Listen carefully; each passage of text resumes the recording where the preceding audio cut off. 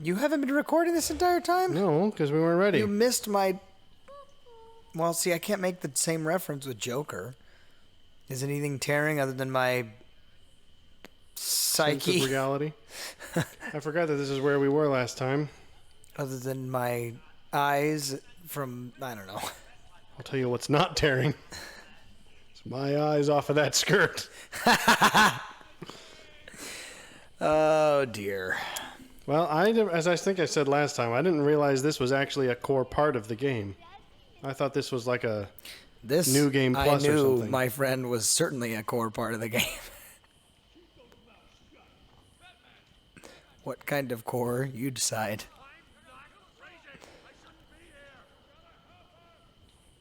Okay, I can't walk any faster than this, and it's really irksome. Well, it's dramatic. You're supposed to be. Just got to check your prisoner, dear.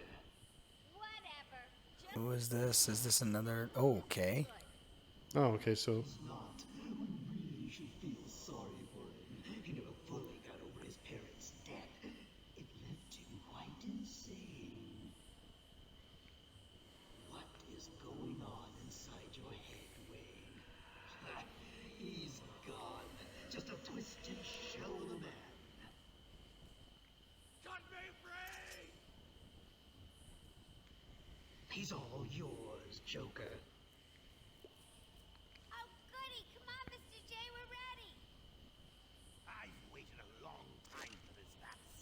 Let's start the party with a bang. Oh, ha! So I was just taking it that was like It's the middle stick to dodge. It didn't say anything, did it? I didn't. I assumed that was just purely like a interactive cutscene that we just had to sit through. Oh. He has come back from the dead to kick. Oh, holy crap! Okay. Oh, it's us.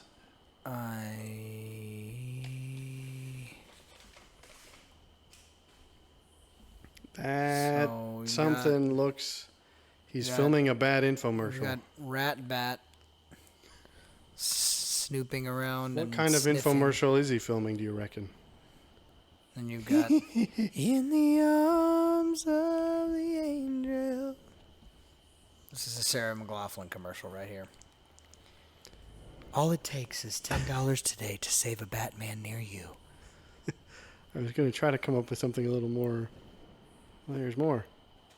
And that one's like, come on, guys. We're going to do it. We're going to storm the That's castle Tweaker together. Batman. He's going, dude, there's flies everywhere. They're all over me. They're in my skin. They're in my skin. Crack man. Crack man.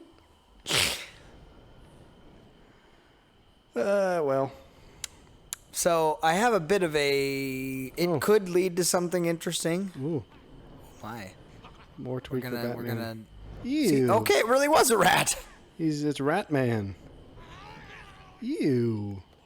Can I beat you senseless? Can I... I think he's already senseless. You might want to beat some sense into him. What can I do to you? I cannot do anything to you, apparently.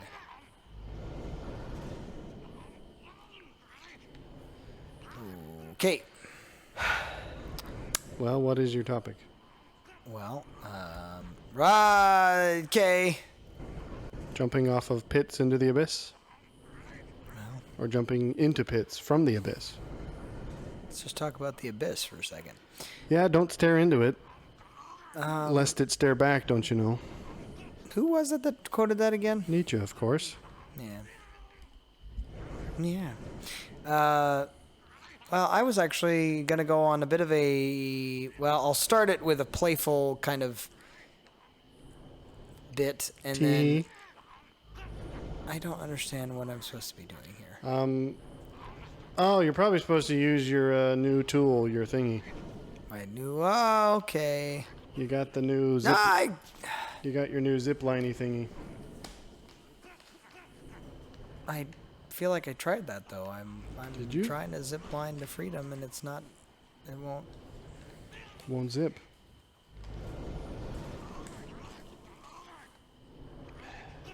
Where... Is it this one? Okay, line launcher. Yeah, Nope, that thing. There's nothing. Won't No let you? zippies. This seems like the kind of puzzle for it, though. Like, you gotta time it to avoid whatever the heck that thing is.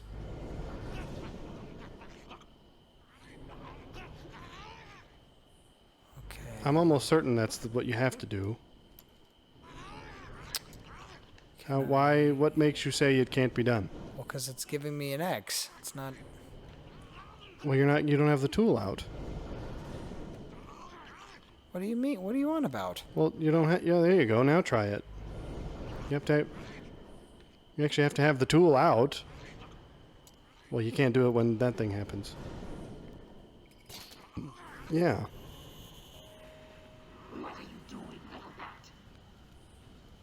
I don't get the syringes for fingers. Yeah, I mean, I feel like that's. Thematically, I guess vaguely it makes sense, but it really doesn't under any amount of scrutiny. I just feel like Scarecrow in this variety is much more angsty. Like teenage almost. I'm guessing you can hide behind the weird tank thingy. That's, I think, your best bet. Either that or you just have to run the whole... Well, Oh. I mean, I did say hide, not amble. I hate these challenges. Yeah. Do you get my meaning, though? He just comes across as more... He certainly doesn't come off like a psychopathic adult. He comes off more like Yeah, it comes across as a... 18-year-old that. Yeah, it comes across as like an emo teenager. Okay, well, that was me. I was gonna hide, but then I thought... Speaking of ambling. Well, no, I was at least running, but I thought maybe instead of stopping, I might have been able to just run the whole way, but I think you do have to stop. Well, what's your playful whatever? Well, so my thought is, I was rewatching as a dad, rewatching some of the. I'd wait. Yeah, time it better. The Winnie the Poohs, early Winnie the Poohs. Okay, that's. Yeah, I think you have to stop there. And I'm realizing in all of these stories, they go on these quests and these missions because they've misinterpreted something. Well, I wouldn't say they. All of them have been essentially conscripted into a plan of, hey, let's go rescue Christopher Robin from this terrible thing. And it all really comes down to Owl making up random things about letters that he gets from Christopher Robin that aren't even actually the way that you ought to interpret it. So I have a new theory, which is that Winnie the Pooh is actually a commentary allegory? No, it's That's not. Well, it's a little allegorical. An but I allegory always for think, childhood, innocence, being not quite capable of understanding the world. well, I don't feel like that's a new interpretation. No, it's not that. But I think blocked you. I think Owl is the actual villain of the 100 Acre Wood. I don't know enough of these stories to comment, but I don't think they're always up. I don't think he's the mastermind behind all of their escapades. Oh yes, almost entirely. They'll come to Owl because he's supposed to be wise and be like, interpret this letter for us. What's happening? When did they We ever can't get read." letters? I don't recall there being letters from Christopher Oh yeah, Robin. in the Grand Adventure where he goes to school, but it's they take it to Owl, and because none of them can read, and he interprets it as Skull, and so they have to go and rescue him from Skull. And it's like, well, okay. Yeah, but that's not- arguably that could be an allegory for a child's lack of understanding of... Well, sure, but I'm just saying, Owl. This is where I was going to go with this. Well, but if you're going to criticize Owl, you have to criticize all the rest of them for being stupid in various other ways. Stupid to listen to Owl? What? Well, no, I'm saying Pooh is dumb, and you have to criticize him for that, and Rabbit's anxious, and you have to criticize. It's like, they all could be right. If you're going to take the allegory, you can. They are all The reason allegorical. why I particularly pick on Owl is because he comes off as an intellectual. Well, he's supposed to which makes be. it harder. Yeah, but he's an intellectual from a kid's perspective, which is not one. I understand. He's what a kid's interpretation of an adult is. This is the direction I was headed with this. Well, yeah, but I'm saying that's unfair to criticize him then because. I'm not criticizing him. I'm going a direction you're not allowing me to. Well, then get there because you're leaving me hanging. I don't think I was somewhat being playful about Owl being the main villain, but my Well, point is, Screw your playfulness. Get to the point. Bonhoeffer actually discusses something Oh. akin to this. Okay, so this was okay. How you? I don't feel like you were ever being playful if Bonhoeffer was where you were going. Why? Well, because that suddenly is a bit of a. It's like we're suddenly dropping a bomb here. Not entirely. It's related. Bonhoeffer talks about how moral depravity is less difficult to deal and to Get up, Batman. to I'm astonished I didn't get seen by that. combat than stupidity, and actually basically makes the case that stupidity is really at the crux of human de-evolution and essentially Yeah, I mean- societal deconstruction. Well, even Jordan P. I'm astonished that and that he didn't get he seen from says that. this because with moral depravity, you can argue, you can make logical okay, and I have to run. emotional appeal, and basically say this is something you ought not do because of this, that, or the other thing reason. Well, sure. Whereas with I mean- stupidity, Yeah. you cannot. Well, I think but Jordan Peterson and other psychologists would agree that it's not a matter of, like, very rarely do you come across genuinely malevolent people who know what they're doing is wrong and don't care. Usually you're dealing with someone Well, but who is that's in some easier way to deal with. confused. Well, and that's the point. Is Well, I don't know that I would say it's easier. well, Bonhoeffer would argue that. In fact, he I did. mean, someone who knows they're doing wrong and just doesn't care. I don't know that they'll listen to reason even if you had any to show them.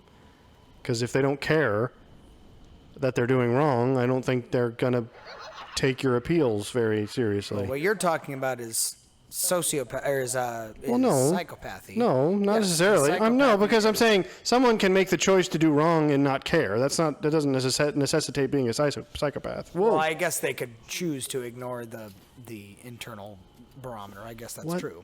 Okay, I thought that was more of a puzzle than that. This But- one is more confusing. My point I'm getting at is that I believe that I saw in even something as simple as Winnie the Pooh that concept of, well, stupidity is really what. Well, then you got to blame Pooh for everything. No, you don't. Because Pooh's the dumb one. But you say that, and yet, Ooh. for as dumb as he is, he typically has some at least basic logic to go. See, like, I understand what they're getting at with the syringe fingers, Edward Scissorhands vibe. But that would be the worst possible means of administering anything. Well, I mean, if they were epi, No, that would still be a terrible way of doing it. Extra dose, little rat. Like, I imagine you could have far more precision holding a syringe than having it be on the tip of your finger. I don't know. I find this version of Scarecrow to just be a little bit less, because he comes across as almost juvenilely psychotic, it's less frightening. Because again, well, it's that's not what real that's not what real, I guess, criminally or morally insane people do. Maybe. I just found that What do I... the notion that, and Bonhoeffer obviously talks about it within the context of the genocide that is, what occurred in the World War, but at the same time, Okay, so this is just the same fights I've been in a whole bunch of times, except with a skeleton. You'd think a skeleton... Oh, okay. Well, that was much simpler. Scarecrow, I'm confused by your tactic here, because now apparently being seen... He did perfectly well when he was just smacking me whenever he could see me. Now he's just making me fight skeletons, which I seem to have absolutely no problem doing at all. I don't know. It, to me, as much as I suppose that what it tells me is, as much as we try to make logical appeal and argument to the cultural zeitgeist that is the moral depravity we see, chances are it is not that Because when you're talking to somebody that's stupid, they will either fail to understand what. It just seems a little bit dismissive, the way you're framing this. Well, when you're talking to an idiot, They either are going to misunderstand or misinterpret your logic and therefore not be able to receive what you are saying, or when you finally make proof of what. Ingested enough toxins to drive 10 men insane. What are you? I'm 10 men in a suit. Why fight it, Batman? You're as crazy as the rest of us. You need us as much as we need. When you finally make an argument that you've proved all the logical level, you've demonstrated on a very clear level, they'll just dismiss it basically as, well, that's irrelevant to what I'm framing in this conversation or whatever. And I just think that is a much more difficult hurdle than dealing with somebody who is actually making definitive decisions versus it's a bit of the controlled chaos for the sake of accomplishing something versus actually just mindless destruction. And I see that culture has specifically devolved to that, where there is no right or wrong answer anymore. It's just we're all so wrapped up in our own stupidity that we can't see the way up. So you weren't actually trying to talk about Winnie the Pooh. That was just your entry. Am I understanding that correctly?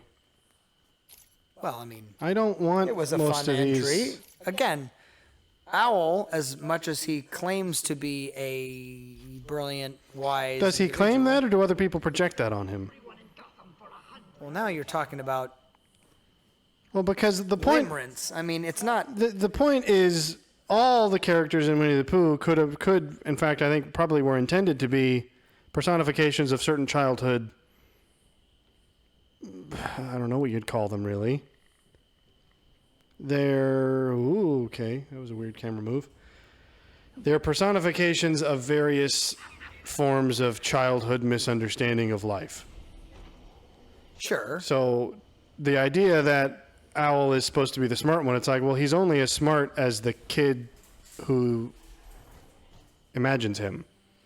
Which means, Well, he but in comes this- across as the wise... Because, again, it's sort of the way a child would view an adult as like, well, they know everything and they're always right. But at the But same the fact of time, the matter is they're in not. the sequence, it's Christopher Robin that is leaving the note to say, "Oh, I'm just off to school. I'll see you back soon." And it's like, okay, like in the one, I believe it's the Great Adventure.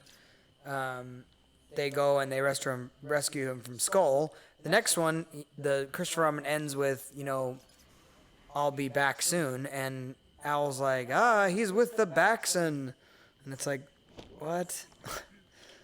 And what it is a comfortability to commit to something wholeheartedly with the same amount of confidence and vigor that you would see somebody that has actually done the But that's exactly how a child would view that. well, I mean, So again, I don't think basically it's- we have an entire society of children is what it is. Well, I mean, that I don't think is inaccurate, but I don't know. You wanted to talk about Winnie the Pooh or not? Because I feel like we're... We're vacillating, but again, Because I think it's unfair to lay all the blame at him when he is simply one why are you of... defending Owl? Do you feel like Owl? Is No, that I'm why? simply saying I think it's odd. I'm simply saying that the allegorical interpretation of Winnie the Pooh is in fact, if it hasn't been confirmed, it's been theorized for a long time. Like the idea that the whole point of those stories is it's personifications of a child growing up and sort of struggling with real life. And so I think Owl plays into that in the same way that I'm describing, and that I think he kind of represents a child's view of an intellectual rather than an actual intellectual. And so it makes Yet sense. we have entire culture of Well, I do. And if you intellectuals want to within- extrapolate from that like that's where we're at in society, I wouldn't disagree. I think that's there's a what lot I'm of doing is I'm extrapolating that okay. especially within the Well, scholastic but that's all realm. I'm saying is I don't think it's fair to blame Owl. Like Owl is just a symptom. Owl's not at fault. Owl is just a symptom of the same issue. Well, sure, I would say he's a proper rendering of. So this is where we came from at the criticism. beginning. It's just now I guess we have that's to. what I'm getting at. It's I not didn't that hear he- what you said. I said he's a proper rendering of that criticism. Is the point? It's the pseudo intellectual that. Well, but I don't think depends- it he's a depends pseudo-intellectual. I think he represents a Well- child's view of intellectualism. So But I don't go think with- it's fair to but go blame with me him. Here, I'm just saying there are people that are certainly. Well, there are not- people they who are cannot like that, claim- yes. They cannot claim, oh, it's just because I'm a child. It's like, well, no, you're a full-grown adult and you still have these. Well, yeah, if you want to talk about there's just a bunch of immature people in the world, then yeah, That's I'll what I'm agree with you getting at. there. There you have an entire generation of. Well, arguably that's, but then whose fault is that? I mean, is it their fault for not having been brought up right? You think it's upbringing? That's a nurture question, I suppose. I mean, usually stupidity isn't very rare. Again, similar to malevolence, stupidity is not usually, or at least stupidity of that level is actually pretty uncommon too. Most of the time, it's just people who don't. Grow up stupid. Grow up to become stupid. I mean, yeah, for lack of a better phrasing. I don't know where I go. Killer Croc. Okay. Oh, wait. That's where I was. So you're telling me I was in the right spot and I didn't know it?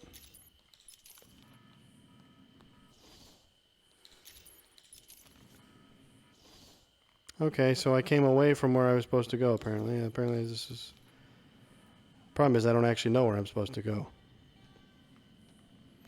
Well, I don't disagree that people don't...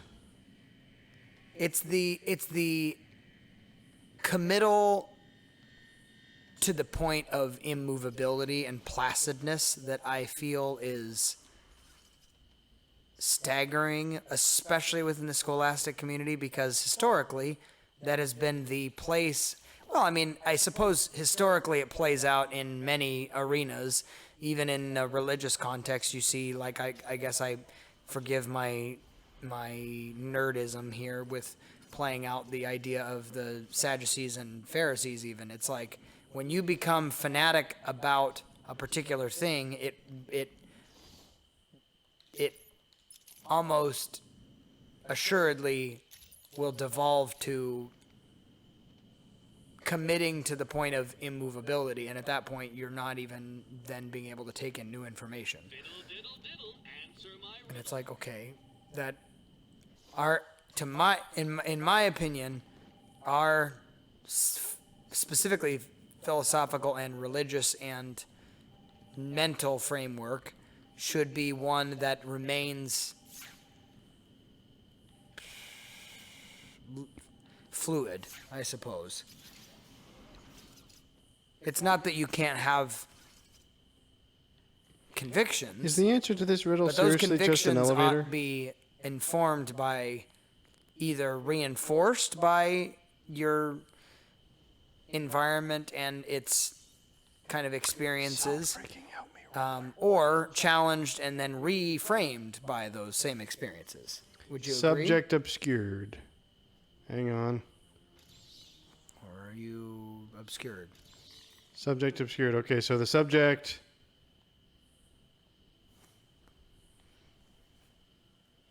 Well, the riddle was something about elevating, and so I assume it has something to do with the elevator. But it's saying the subject is obscured. So I'm on the right track, clearly.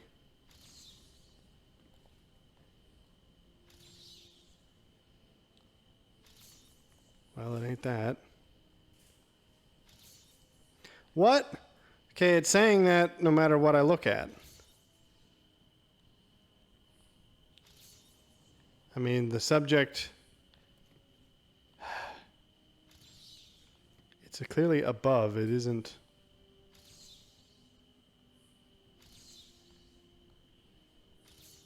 Okay, so it's somewhere in the sort of mid. I don't know. I don't like these You're being puzzles. very helpful in this discussion. Well, I'm also trying to play a thing and answer dumb Riddler questions. Oh, hello. Who are you? Are you the subject that was obscured?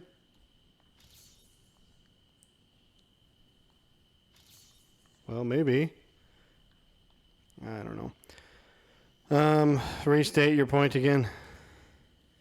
I'm not going to be able to do it as succinctly as before. Well, that's your own fault then. You see it across the board in many fields and arenas, philosophy and Is your point that rigidity is always a bad thing? yeah, and it's always a bad thing because the reality is our experiences ought to either reinforce our perspectives. It's not that it's a bad thing to have solid convictions, but then to say that they must be either reinforced or challenged and reframed by experience. Well, sure, but see, that's precisely my point. Is if someone doesn't have the necessary experiences to do that, then I mean, how else It's can not they even do the it? necessary experience, in my opinion. It's sometimes the necessary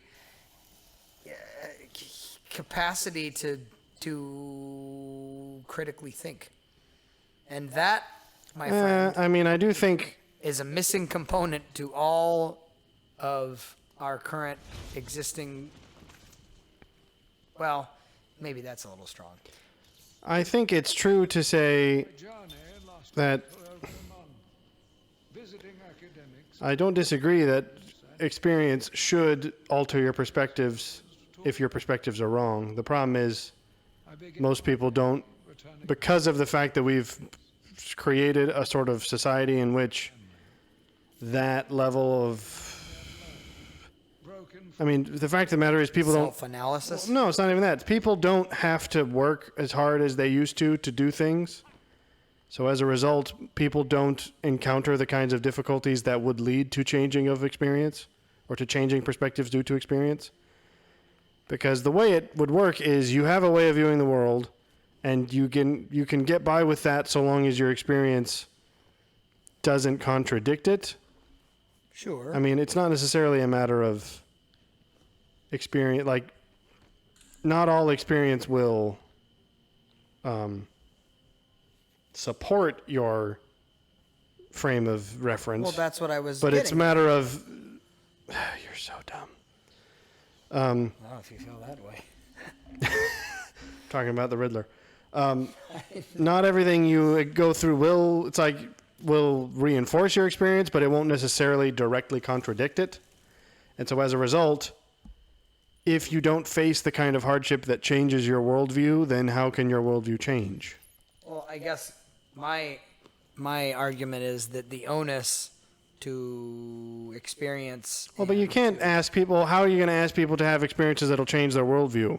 Like, that's not really something people have much control over. Life tends to do that to you. Well, and if life doesn't do that to you, you ought to get outside your own bubble, is all I'm saying. yeah, but you wouldn't know that you're in a bubble because up until now, the framework that you have has worked.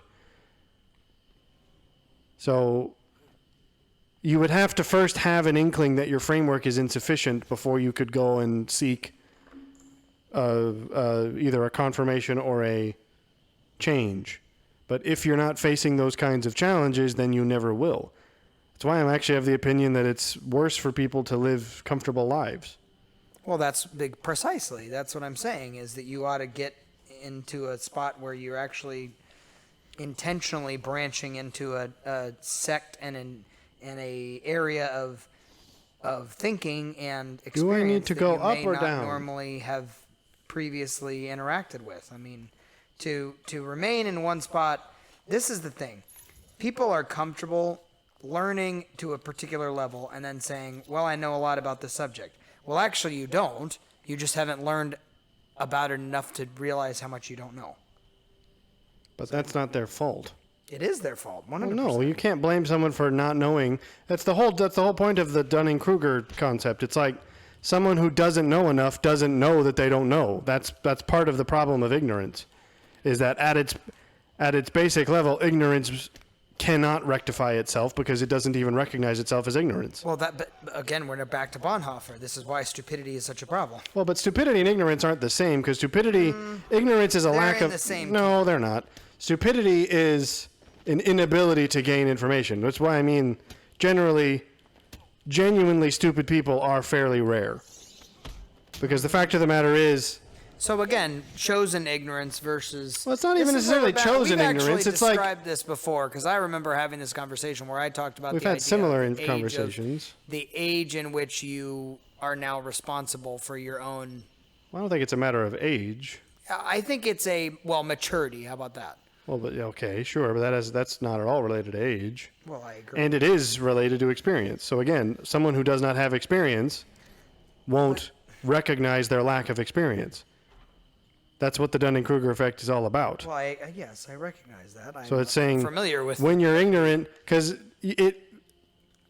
the step above ignorance, the way I don't exactly know how to frame it, the ways that I have heard it described are, okay, so I am supposed to go down here. You start out with unconscious ignorance, meaning you are ignorant of the fact that you're ignorant. Then you move to conscious ignorance, where you recognize that there's things you don't understand, but you still don't understand them. Then it's conscious competence, where you're starting to understand, you're actively engaging the new things that you don't know. And then it's unconscious competence, where eventually you get to the point where you actually understand the thing fully, and you kind of stop thinking about it. You've achieved a level of mastery that means you don't even have to think about it anymore. So you begin with unconsciousness and you end with unconsciousness. The consciousness happens in the middle. But if someone is at the unconscious ignorance stage, they don't even know that there's a problem because they haven't been exposed to that fact. Right, but then... And so how can you... They are exposed to... Well, but you can't, but now that's my point, is that you're saying the minute they're exposed, but what if that doesn't ever happen? What if the society they're living in shelters them to such a degree that they never get exposed? And I would argue that is what's happening. We live in that kind of society where we are so weirdly... I don't know what the word is. We walk on eggshells to prevent people This is exactly from... my point. Yeah, but then the question is that their fault, or is it the people... Is it... I believe that it is it's a... that's a good question. I think it can be both. I mean, a parent who raises a sheltered child is certainly at some point, to some degree, at fault. Now, the child can also, it's not like your child can just blame the parent entirely, because you are a required. Okay, I mean, the level of sheltering a parent would have to do to forever. I'm not sure what the word I'm looking for is. No parent is capable of sheltering a child to such an extent that the child will never realize that will never face the difficulties of life. Like, that's just impossible. Right. That's so at some point, the child will face difficulties that should change their experience, regardless of how hard the parent tries. But the harder the parent tries, the less capable the child will be when they come across such things. Precisely. So it is a mix of, obviously the kid at some point will face something that they should learn from, but if they haven't been prepared to learn from such things, then they're starting on the back foot. So it's a combination of their own fault because they could make a difference, but they've also been handicapped in doing so. Yes, but it is the previous, if you want to call it a generation, or even the people that have the knowledge. There is a responsibility for us to share the knowledge, and then there is a responsibility of the receiver, or I suppose the student, if you want to call it that, to then apply and synthesize the knowledge. Can I pick up his bag of whatever? I mean, is that... I missed the first half of that because I was watching whatever just happened to Scarecrow. The student has a responsibility to do what? The people who have the knowledge in a particular field. Well, they have a responsibility to share it? Have a responsibility, in my opinion, to share it. Yeah. And those that receive the knowledge then have to have a responsibility to either synthesize it or reject it to their own detriment, I suppose. Because to then to be exposed to knowledge and then not do anything with it, to me, that is where it becomes a decided or chosen ignorance, and at that point you can't claim ignorance. It has to be stupidity. It's not stupidity, though. I think you're still conflating ignorance with stupidity. No. Okay, so I figured the water was not allowed. Ignorance is... Well, because someone is not stupid simply because they're ignorant. Even if they choose to be ignorant, that's still not the same thing as stupidity. So what is stupidity? What's the difference to you? Stupidity, they're the same. at least in the classical sense, stupidity is an incapability to do what you're describing, basically. An inability to gather and apply new information. I mean, this is, strictly speaking, obviously we tend to use the term loosely, which I suppose is to our detriment, because we use it as just a sort of generic insult a lot of the times. But genuine stupidity is effectively, it just equates to low IQ or mental disability.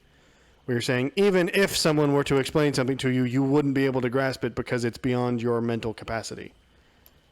Now, again, that level of stupidity is fairly rare. Most people, it is viewed as a disability because that's what it is. If you are incapable of acquiring and applying new knowledge, that is a mental deficiency. Now, if you are capable but you don't exercise it, that's not the same as stupidity. I understand your point that it is a problem. I'm saying for the sake of precision, I don't think it's the right word. Chosen ignorance then. What about Croc? Croc's just an animal. But Animals just need traps. to me, the definition of ignorance I'll contact you. includes or at least suggests some degree of lack of or missing knowledge. Whereas if you have been given all of the knowledge, then it falls into a different category. Whether you want to call it stupidity or not, to me, it ceases to become ignorance when you have been given the information. And at that point, it's not I don't have the information. That's ignorance. But we'll also send sound waves through the In the same way that you say ignorance is bliss, the whole idea is like, oh, when I don't have the information, then I don't have to worry about it. But the minute you have the information, now I am responsible for making a choice, one way or the other. So I don't know what you would call it if not stupidity. It would be, I don't know. But Willful blindness, I guess. I don't know. see, that's different to me than ignorance. Well, sure, You but see it's my not the point? same as stupidity. Sure, maybe. I mean, but by your definition, that's probably true. But I think so many people claim ignorance where really it should be different. It should be something else. Well, blindness, I think, is a fair term. But blindness even is a... Because blindness can be it's something willful. that I mean, this happens is to this them. is precisely what this is entirely Jordan Peterson's going back to the. This is why I got weirdly interested in the concept of Osiris, because he had a whole lecture about like how essentially what he represents is the capacity to pay attention, because willful blindness is still blindness. Now, obviously, it is your own fault. What am I supposed to do in this instance? You didn't tell me how to do anything about this game. Is that it? Is that the end of me? That's the end of me. Okay, use the Batarang to shortcut. Feasting on your bones. Okay. Well, so you don't run away when that happens. You just huck a Batarang at him. Because we laid an explosive trap at the very beginning of this. I thought maybe I was supposed to lead him back to that, but that was a ways away. Well, so it is true that choosing... I mean, this is what... It's been a long time since I've listened to it, but the lecture does talk about all that you're describing, where it's the concept of...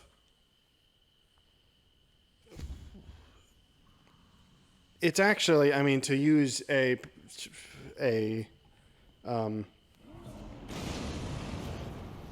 perhaps a trite example, I'd use the batarang. I don't have it. Well, okay.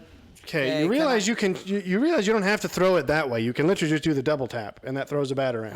Yeah. Do it again, because I don't want to. Well, the Lion King is basically this entire concept, which is really just Hamlet Yeah. expanded, where it's you have not Hamlet. Am I getting it wrong? No, Or is it it's Hamlet. It's Hamlet. Where it's basically you have the good king who is, wise, but perhaps set in his ways. Well, I don't know why it didn't work that time. Maybe you do have to do the specific one. I thought the double tap would work. Either that or you just have to do it faster. Because the whole point is Mufasa should know that Scar's not trustworthy. He does, but he doesn't enough. Like, he kind of is... It's like, yeah, it's a little bit of the... I mean, the way Jordan Peterson describes it in the lecture, which I thought was most potent, is he's saying, most of the time when something bad happens to you, oftentimes if you had any sense, if you were at all conscious... Okay. Oh, there you go. Well, that was really simple then. You would recognize that what's beeping? I just thought maybe I needed to run so that Well, you're not supposed to run. That apparently alerts him. He's talking. Hey, how do I Climb over the fence. I mean, that's probably not going to stop him. I assume he's behind you. Okay. I tried to turn around by then. Well, that was something. Okay. Well. Most of the time, when something goes wrong in your life, it's often something you kind of go, I should have known better. I knew that was going to happen, and I kept putting it off. So it's like, yes, Mufasa knows that Scar's not trustworthy, but he doesn't take the action necessary, and that's willful blindness. Or, yeah, but see, that's what do you call that? Well, willful blindness, I think, is perfectly sufficient. No. Why not? Because that's exactly what it is. Because it's blindness that you allowed. Willful blindness, I think, is the best term for it. I mean, what other term embraced. Would you... Okay, but I think, why not just say willful blindness then if you're going to... Because I feel like that, yeah, I don't know, maybe.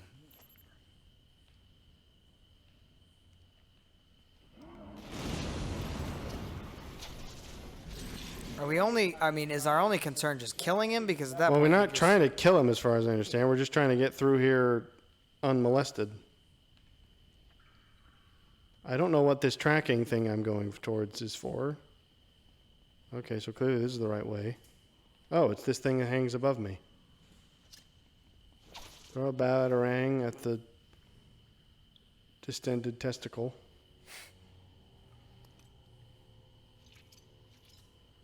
This will be really anticlimactic if this is all I have to do with Croc.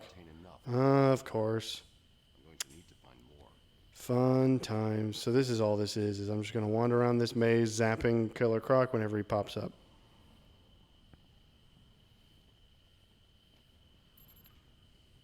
Well, so yes, I take I get what you're saying, and I don't disagree. I just think I don't understand why you'd care about a different term than willful blindness. That was really close. That was hardly fair. I mean, I don't know that I care specifically. I just because the point is that's precise, and that's the Egyptian myth is Osiris is sort of the benevolent king of the gods, but he's also, again, willfully blind to his brother Set. Again, that's right. Hamlet and Lion King. Same difference. You have a king who is not necessarily a bad person. It's just that either they're old oftentimes or they're kind of set in their ways. I mean, we had this whole conversation about how I actually think Vander's the perfect example. It's like Vander. Whoa, get bugs in my face. Same deal. Where it's going, because sometimes in that case, it's not even age. It's almost a naive optimism in a way where it's like, yeah, things aren't great, but they'll get better. Yeah, and maybe that's a pet peeve. And of it's like, mine. well, okay, that's positive in some way, and as a leader, you can, like, morale is a thing and trying to, but there's also an element of like, okay, but you got a certain level of realism. I don't want to say cynicism, because that's not exactly the right solution. But it's Enter like Ecclesiastes. a little bit of distrust. There is a healthy yeah, distrust again, of humanity. Not. And that's the part that I think I suppose I have recently taken issue with. People that Okay, call buddy. My perspective jaded at this moment. Well, there is a whereas- balance between cynicism and skepticism, I think. Well, and I think skepticism is a healthy thing. Cynicism is not. agreed. You just came from there, you fool. Is this really all that it's going to be? Because this is a little bit one note. He pops up and I zap him, and he goes away. I don't know. So I mean, but then again, I guess the question is, what's your point? Because if your point is just that's a problem, then yeah, I don't agree. I Well, don't my point disagree. is But then what do you do about that it? is. Suppose I'm trying to sharpen the saw a bit. I hear things. Ah! Sharpen the saw a bit as far as what in particular What to do about it? I our mean, society is wrestling with right now, and I believe it is that. It is a softness, I would say. chosen blindness disguised as intellectualism. To an extent, I think there. Even that, I think there's relatively few.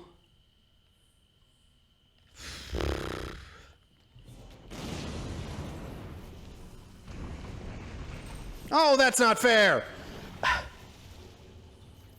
I saw them moving, but he didn't pop up, so I assumed that meant he was somewhere else, and then he popped up when I turned around. That's lame.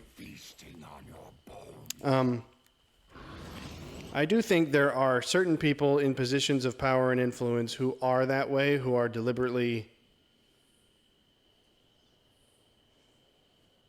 who are the ones who, there's the thought leaders and then there's the followers, I guess is what I'm getting at. And I think most of society are the followers.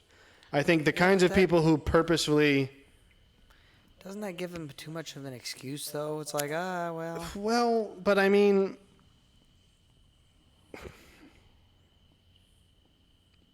I still think it's...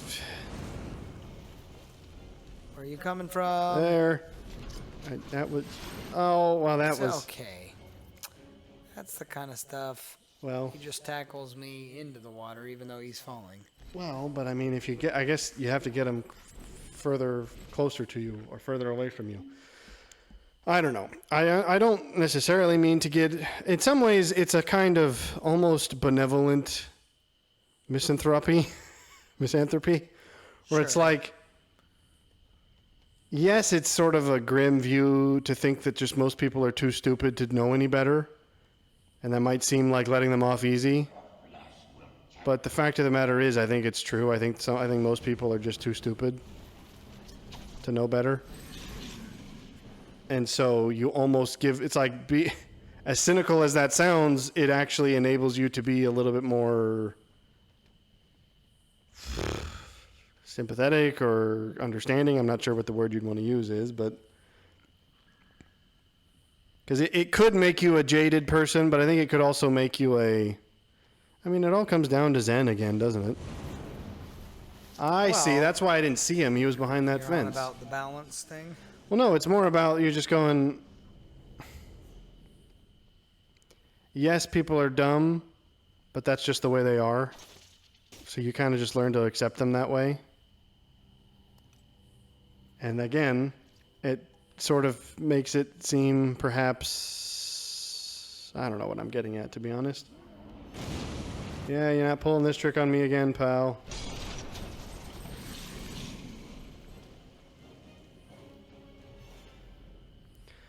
I don't know. Do you take my point? Yeah, I mean, I agree that it is a balance. I guess I just wish...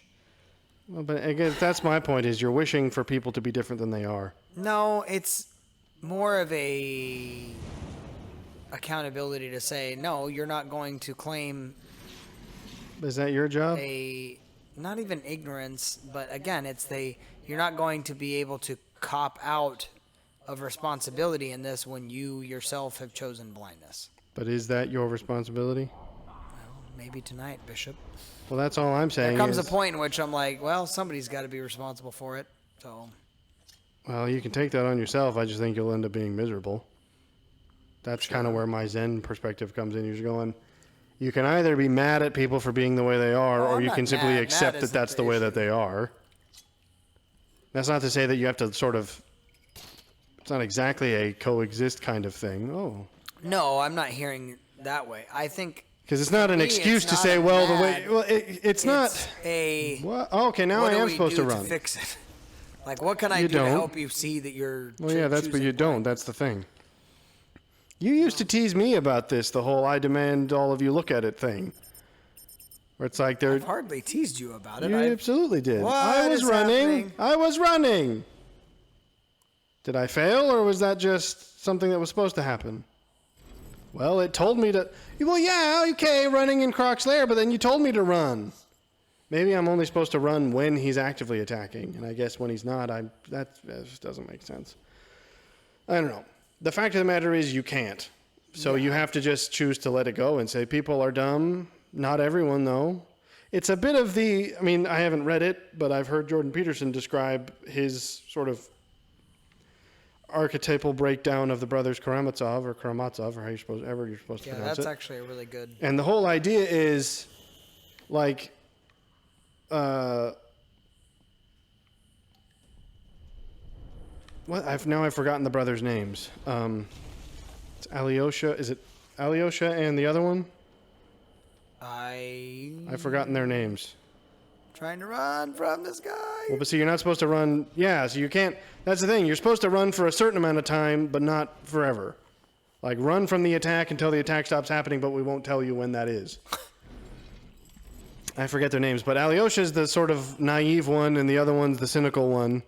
And the whole point of the book, and the way he describes it, is the more cynical brother is right, factually, but he still has the wrong framework on life. Like, Alyosha is naive, if I'm getting that, I might be getting the name wrong. It's like he's naive and he's hopeful, even though he probably shouldn't be, but that is actually what makes him morally right. Whereas despite what's his head cynicism, okay, so I'm only supposed to run when that happens. It's like his perspective is still wrong, and the way he frames it is, I've forgotten exactly his. It's been a long time since I've watched these lectures because these are some of his older ones. Okay.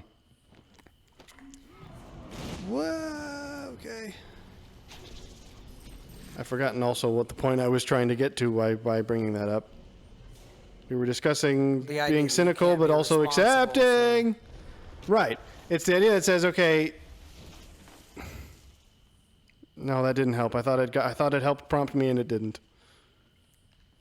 You're saying you can be cynical and jaded, but it's the right balance, I guess, between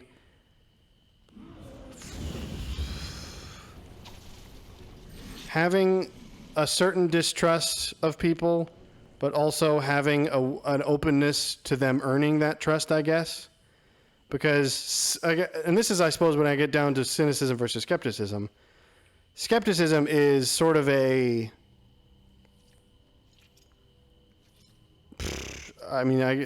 sounds a bit extreme, but it's a bit of a guilty until proven innocent sort of thing, where you just say, I expect most people to not live up to the standards I think they ought to. Sure. But you have to still have a certain openness to letting them prove you are wrong. He won't be a problem. Whereas cynicism, in my opinion, is sort of the foregone conclusion that people are just terrible and they never will change, and therefore you should just avoid them. It's like, I don't think that's right either. No, that's true. I mean, obviously, within the context of knowing people on a pattern and on a experience level, with certain people, you go, okay, you're not somebody I need to engage, because there comes a point in which, like I said, you're who's the stupid one at this point when you're arguing with somebody who's refusing to see reason. These water splashes make it hard to see. But This is not as interesting this is almost like a old school platform type of puzzle. So, what do you do about it? Nothing, essentially. You just kind of have to let people be people, but you have to also keep a certain level of... You have to leave the door open, I think, is the way Jordan Peterson describes it, because isn't that... I forget exactly. There's something about the ending chapter of the book in which the Syndical brother confronts... Oh, okay, that didn't hit him. Well, that's not fair. I threw it at him and it didn't get him. He confronts Jesus and... I forget exactly how the book ends. I should read it, to be perfectly honest. But it's like the point is after that confrontation, he sort of leaves in a hurry and leaves the door open, and it's like he expounded on that as being sort of the fundamental thing where it's like yes, there's a certain degree of distrust, but you also have to leave the door open. Let people prove you wrong, essentially. So that's, again, it's a skepticism versus a cynicism where it's like people are going to be dumb and they're not going to know what's good for them. And you can either get mad at them for that, or you could take it upon yourself to try and teach them, which will most of the time just make you miserable because they won't. It's less like... Because they won't learn.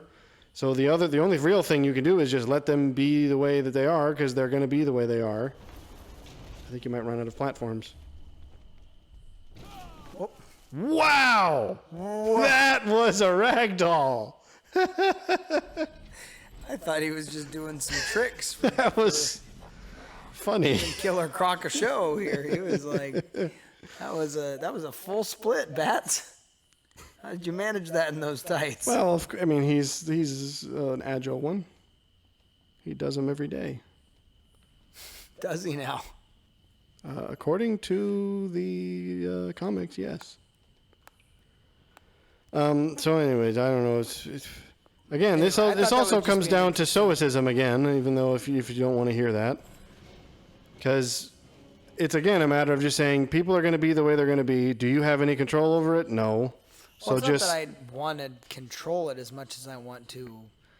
Well, you want them to be different, but that's you taking control. Well, I believe that again, in the same way that those that have the knowledge should have a responsibility. Yeah, but you can't teach someone something they don't want to learn. Well, therein lies the issue. You go, well, I guess at this point you just would be throwing your pearl before swine on the local level. But what you can do is keep... You son of a gun! I had the other line launcher thingy and I didn't have the... He waited for me too. He popped up and was like, aren't you going to throw the thing? Well, that was lame. So your responsibility then is to keep an eye out for people who will learn and then teach them. It's not that you just go, well, people weren't learning, so I'm giving up teaching. That comes to the whole, when the student is ready, the teacher will appear. Well, yeah, it's basically going, yeah, that's how you keep... Don't run. That's how you keep your... I'm not running. You are. I was... You... Wow. I didn't think it would work from that close to him. No, you got flung. That was funny. That was some hot trash. Yeah, that's what you do. This is actually, there was an essay, I thought, it was a video essay, but it was an essay nonetheless about why The Lord of the Rings is a fascinating piece of philosophical narrative when you analyze it, because the point of it, and I think Tolkien would even agree, is that people can't overcome evil on their own. Like, Frodo fails, and that's crucial to the story. But evil is still undone because evil undoes itself. And sure. And so the argument is by leaving Gollum alive, Bilbo essentially, and I mean, this is what Gandalf says at the very beginning, is having mercy on Gollum ultimately is what led him to be there, to be the one to destroy the ring on accident, because Frodo wasn't going to be able to do it himself, and Sam probably wouldn't have had the fortitude to push Frodo in or whatever people suggest he should have done. Okay, see that? I threw it at him and it just didn't work. He just was like, nah. Nah, I've been playing along, but I'm done now. So it had to have been Gollum, because Gollum would have been the only person who could have brought it about. And that's the point, is good deeds are necessary as a bulwark against evil. It's essentially you don't concede ground, but you do kind of have to have patience and just let the evil wear itself out, because it will. And that's of course comes from a Catholic. God obviously that is a turns Christian. us over to our own devices eventually. And that's it's a Christian Catholic perspective. You're going, it isn't actually our job to defeat evil. That's not up to us.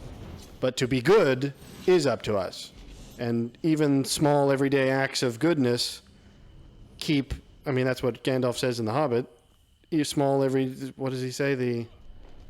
The problem is you get stuck in this area, but he destroys the platforms and then you're not able to... Okay.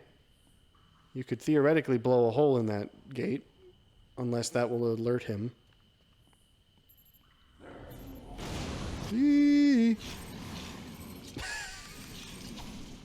Just make sure he gets caught. He's back again. It was my mother's bookshelf. That's dumb. Where do I need to go? Whenever you need to go, whenever the distance is not red. The light touches. Ah! Don't run forever, though. Don't run forever. Don't run forever. Not running forever. You are. I'm not running. I was making a joke of. So you're supposed to go in whichever direction makes the distance go down.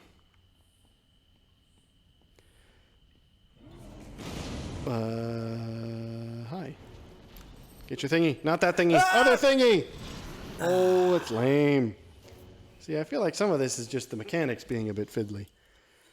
So I thought that it was a fascinating sort of essay, and I think Tolkien would even agree with that assessment, is you're going, it's not up to you to fix the world, but it is up to you to do what good you're capable of. Well, that's all I'm getting at, is what... Yeah, but you have to be content that that's it. Do against such reckless But hate? you do have to be content that that's all it is, and that's not going to feel like enough. But it is enough. So I don't want to go there. Quote the rock biter from Neverending Story. Is that worth watching? No. Okay. Because I know it's a classic. It's a classic. I like it, but I rewatched it with the kids tonight. And it was He wasn't even going for me. Here's the thing. It's a great story. It's poorly executed. Well, it's an 80s film. You may like it. I don't know. Not that that's an excuse. There is a bit in it, though, that is very I have seen powerful, scenes from where it, and I'm like, Where he says it's the rock biter, and he's tried to protect his friends and failed. Rock biter. Why does he have this name? Is it unwholesome? He's a rock giant, but he eats rocks. So he's a rock biter. It has no other innuendo attached. What other innuendos could there be?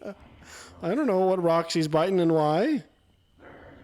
I don't know, but it certainly isn't gallstones. What are you on about? Anyway. No, he literally, there's a part in which he looks down at his hands and he's like, these look like big, strong hands, don't they? But I couldn't, do it. And I feel that there is a moment in which you, in order to prevent the savior complex that takes over sometimes, you do have to go, well, I can only do so much. Exactly. But you have to do it. That's the thing. Well, and that's the balance. Well, that's precisely what I'm saying. Is there was a meme I thought which was funny, not that it doesn't exactly apply, but I mean it sort of does. Whoa! Down boy. Killer. I don't know where the original source comes from, so it may be a reference I'm missing. Okay, I stopped to swat a fly, and now I'm gonna die from a killer croc. He's the killer croc. There's no rhymes I could go from that. Anyway. I I don't know what it's from, but it's some weird bus driver guy, and it's in those. There's no way I'm going to be able to describe it adequately. I have been running from you. Oh, hey. Hang on. Why did you put in Crash Bandicoot? I thought we were playing Batman.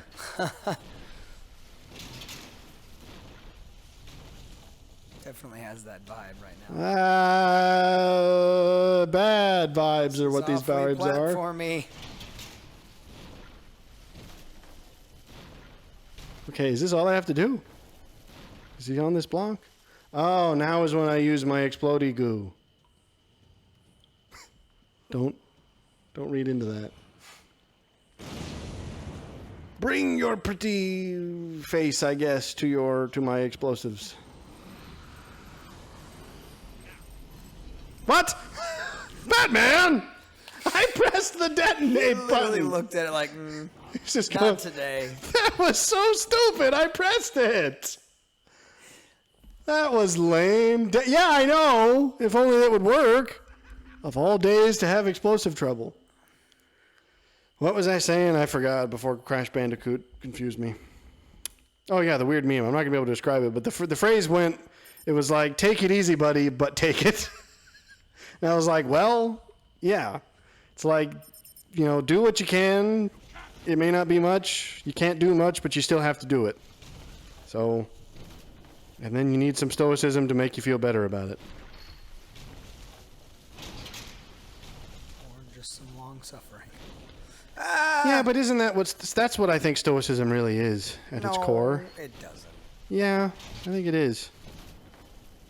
Or maybe my flavor of stoicism has too much Taoism in it to be proper. I would actually agree. But I'm of the opinion that stoicism and Taoism are, I've said before, I think there's a confluence. I think stoicism is the Western version of Taoism. You have to do it before that, apparently. You can't, I don't think you're supposed to explode it when he gets there. I think you have to do it ahead of time, because that's what I tried to do, and it did the same thing to me, so.